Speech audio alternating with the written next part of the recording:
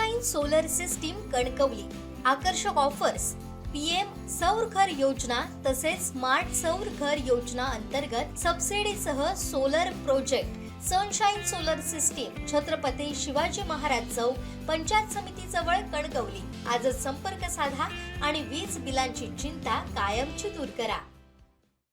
मी ठेकेदारी करत नाही तर जनतेचे प्रश्न सोडवतो। फोंडगाडमधील ग्रामीण भागात मीटर, गटार व पाण्याचा प्रश्न मार्गी लावणार असल्याचं अनंत पेळणकर यांनी सांगितलं आहे।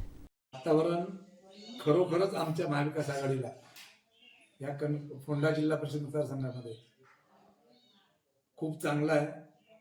मी फोंडा जिल्हा परिषदमध्ये महाविकास आघाडीच्या तुतारी वाजवणारा माणूस या चिन्हावर उभा आहे आणि फोंडा पंचायत समिती मधून चैतन्य वासुदेव सावंत हे माझ्याबरोबर मशालीच्या चिन्हावर उभे राहिलेले आहेत आणि लोरे पंचायत समिती याच्यामध्ये कीर्ती कृष्णा एकावडे ह्या उभे आहेत। त्याच्यामुळे आम्ही दोन पंचायत समिती आणि माझी जिल्हा परिषद 100% बहुमताने विजयी होईल आणि लोक त्याला भरघोस मतदान करतील अशी मी अपेक्षा बाळगतो। मी जनतेशी मतदानाजवळ मागणी करतो। मी कोणाला कमी समजत नाही, माझ्या समोरचे आहेत ते मी सगळे तुल्यबळच समजतो आणि त्या हिशोबाने माझा प्रचार चालू आहे। हे काय मारामारी, भांडणं, युद्ध, लढाई नाही आहे, इलेक्शन आहे। याचा न्याय लोक अदालत म्हणजे जनतेच्या दरबारात त्याचा न्याय होणार आहे। जी जनता न्याय करेल ना तो आम्ही स्वीकारू। कोणीतरी काहीतरी बोललो म्हणून आमचं काय लोकमत कमी होणार नाही।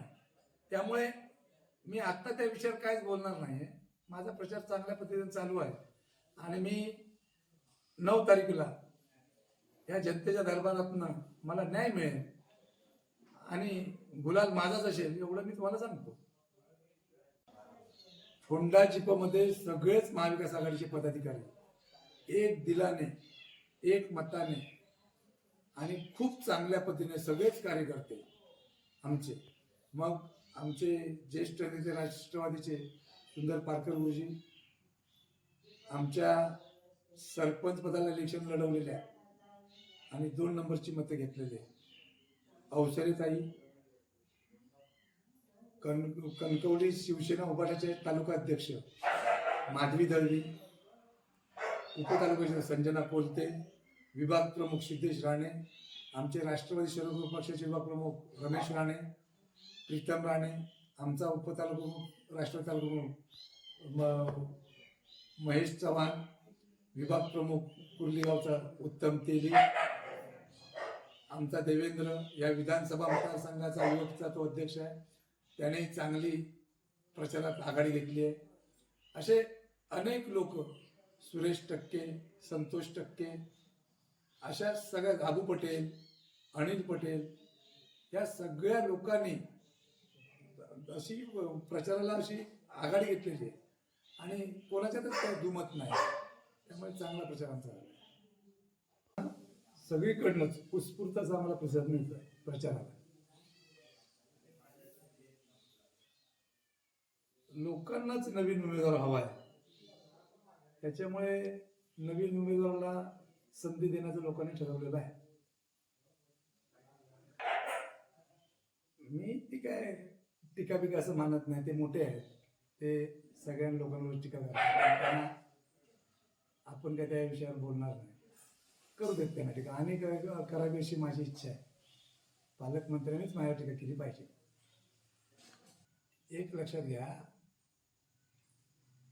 विजयासाठीच मी उभा राहिलेलो आहे। इलेक्शन काही सोपी गोष्ट नाही आहे। धनशक्ती विरुद्ध जनशक्ती अशी 2012 नंतर आता परत मला चान्स मिळालेला आहे आणि त्या संधीचं मी सोनं करेन असं मी प्रत्येकाला सांगतोय आणि खरोखरच त्या संधीचं सोनं करेन। मी खूप मोठ्या प्रमाणात लोक या जिल्हा परिषद फोंडा मतदारसंघामध्ये नाराज आहेत सत्तेच्या विरोधात।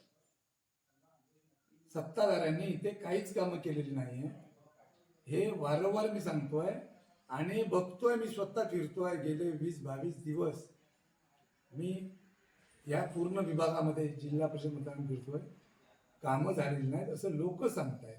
त्याच्यामुळे हा माझा विषय नाही आहे. मला लोक सांगतात मी ऐकतोय तर मी बोलतो. ह्यात मी गुन्हेगार ठरू शकत नाही ना. माझा सगळ्यात महत्वाचा प्रश्न फोंड्यात शुद्ध पाणी देण्याचा आहे. ज्या पद्धतीने आज फोंडा गावामध्ये पाण्याचा जे प्रश्न मोठा निर्माण झालेला आहे, त्या पाण्याचा प्रश्न पहिला सोडवणार. त्याच्यानंतर अनेक गोष्टी आहे. एखादं हॉस्पिटल आपल्या फोंडा विभागामध्ये उपविभाग हॉस्पिटल नाही आहे कुठे, लोकांची गैरसोय आहे.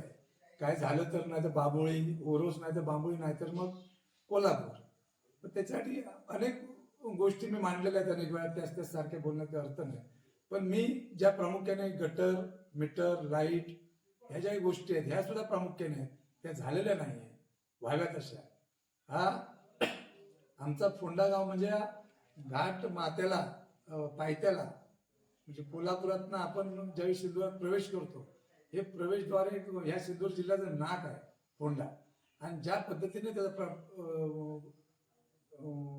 हे व्हायला पाहिजे होतं, त्याच्या सुखसुविधा व्हायला पाहिजे होता, त्याचा सगळा प्रसार व्हायला पाहिजे होता, तसा झालेला दिसत नाही. आणि हाच आमचा मुद्दा आहे. आणि विकासाच्या मुद्द्याला मी इलेक्शन लढतोय. आम्हाला कोणावर टीका करायची गरज नाही, टीका करणार नाही मी.